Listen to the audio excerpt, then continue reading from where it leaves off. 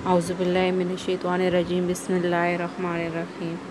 امید ہے بچوں آج آپ سب لوگ ٹھیک ہوں گے، خیر خیریت سے ہوں گے۔ آج ہم اپنا لیکچر نمبر 4 لیں گے جو کہ ہے نظریہ پاکستان، اور اس میں ہم جن حصوں کے بارے میں جانیں گے وہ ہے مصنف کا تعارف، سبق کا خلاصہ، سوالات کے جوابات، مشقی سوالات اور الفاظ جملے۔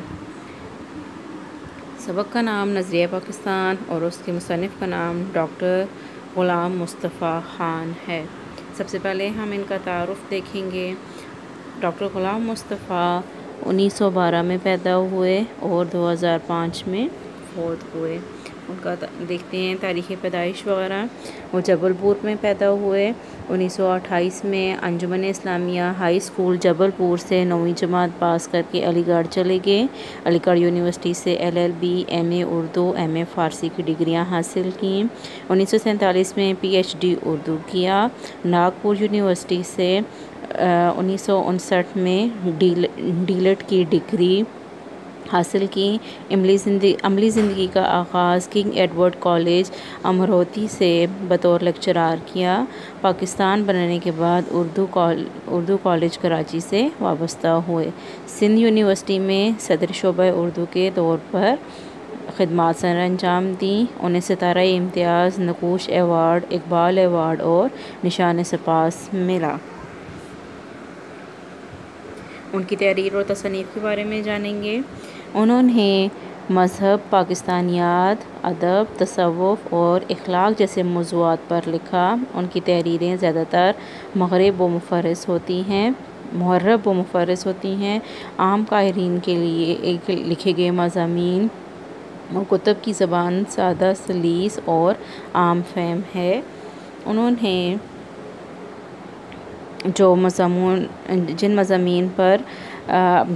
جو تصانیف انہوں نے اپنی لکھی ان کی کتب میں سید حسن غزنوی حیات اور کارنامے، سراج البیان، اقبال اور قرآن اور تنقید و تحقیق اہم ہیں۔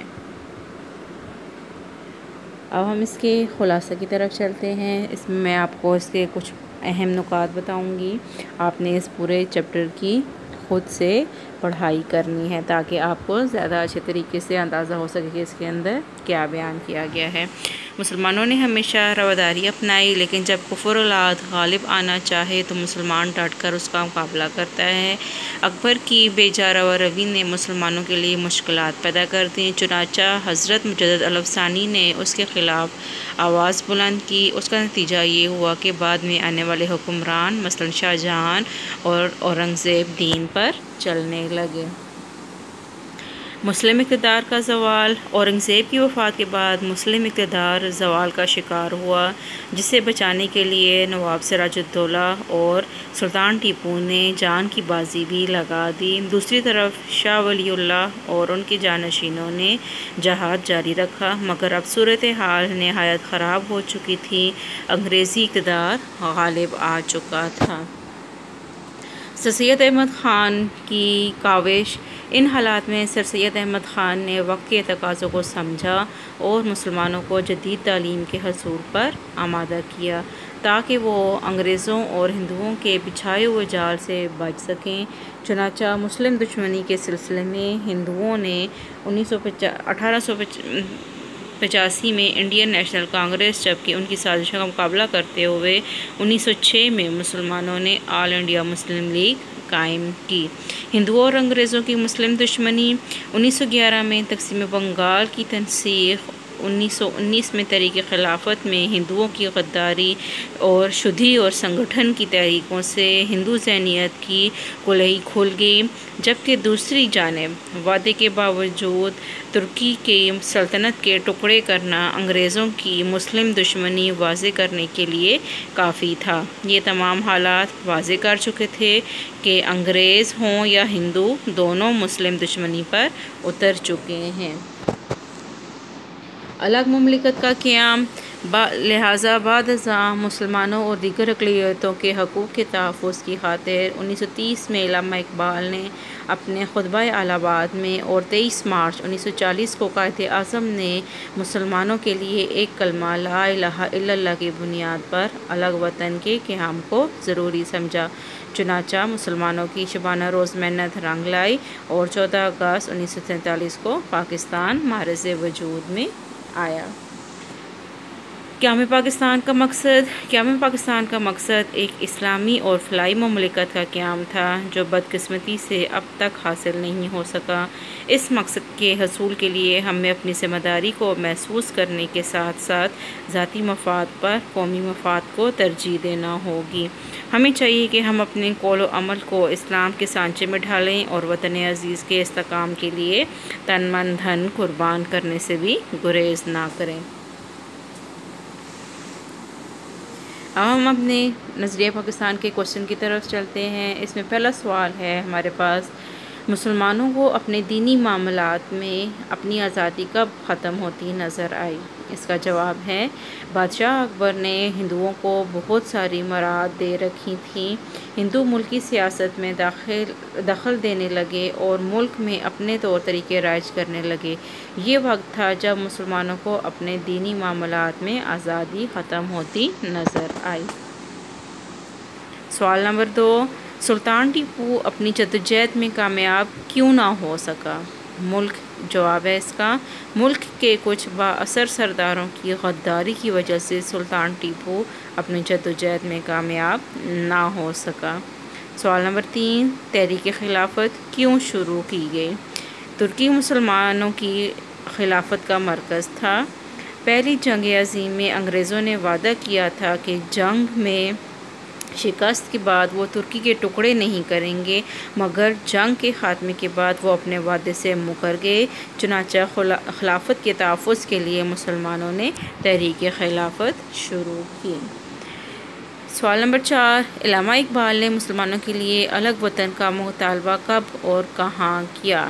علامہ اقبال نے مسلمانوں کے لیے الگ وطن کا مطالبہ الہ آباد کے مقام پر 1930 میں کیا۔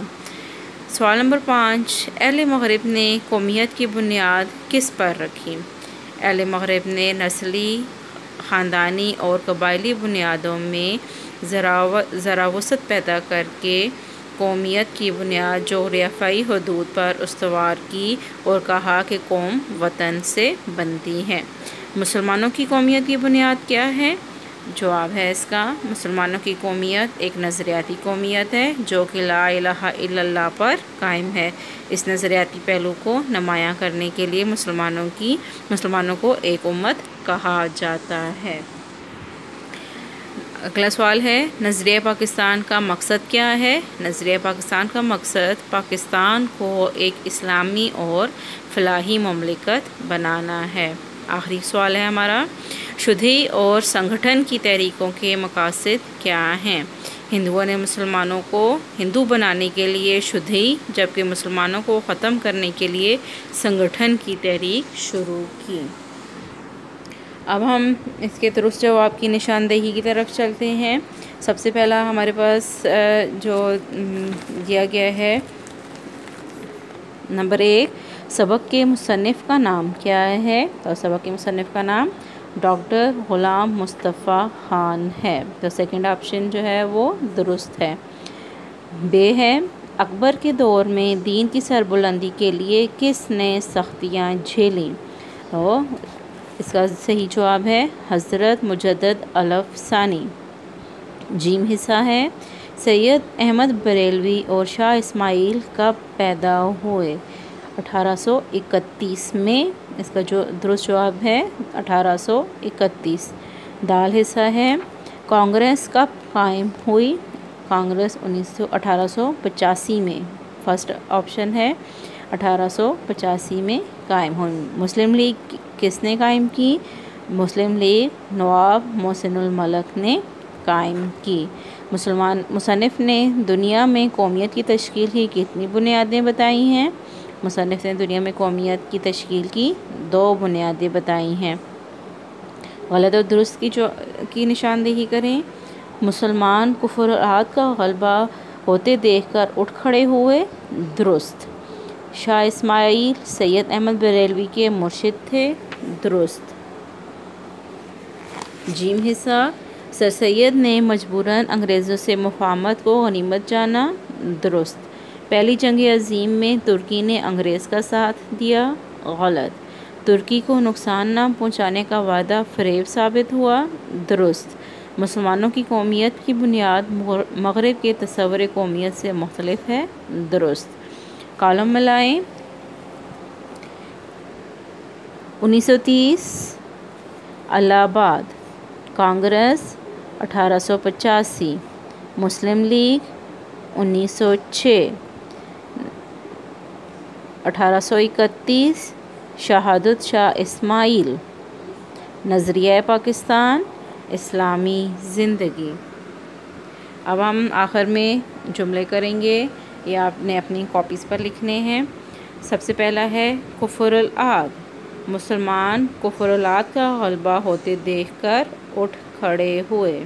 نمبر 2، نفاق، اورنگزیب کے بیٹوں کے باہمی نفاق کی وجہ سے مغلیہ سلطنت کا زوال شروع ہو گیا۔ ولولہ، قائد اعظم کی ولولہ انگیز قیادت نے مسلمانوں کو ایک جھنڈے تلے جمع کر دیا۔ مستحکم، نظریہ پاکستان کو پیش نظر رکھ کر ہم اپنے ملک کو مضبوط بنا سکتے ہیں، مستحکم بنا سکتے ہیں۔ مستحکم کا مطلب ہے مضبوط۔ ذکر یعنی کہ نقصان پہنچانا، قیام پاکستان کے وقت ہندوؤں نے مسلمانوں کو ہر طریقے سے ذکر پہنچانے کی کوشش کی۔ خود مختار، قرارداد پاکستان کی روح سے مسلمانوں کی آزاد اور خود مختار حکومت قائم کرنے کا فیصلہ ہوا۔ جمعیت، مسلمانوں نے قائد اعظم کی جمعیت میں آزادی کے حصول کے لیے بھرپور جدوجہد کی۔ اخوت، مساوات اور عظمت کردار کے بغیر نظریہ پاکستان کو فروغ نہیں دیا جا سکتا۔ یہ تو تھا ہمارا آج کا لیکچر۔ امید ہے آپ کو سمجھ آ گئی ہوگی اور اس کو اب آپ اپنی کاپیز پہ کیجیے۔ شکریہ۔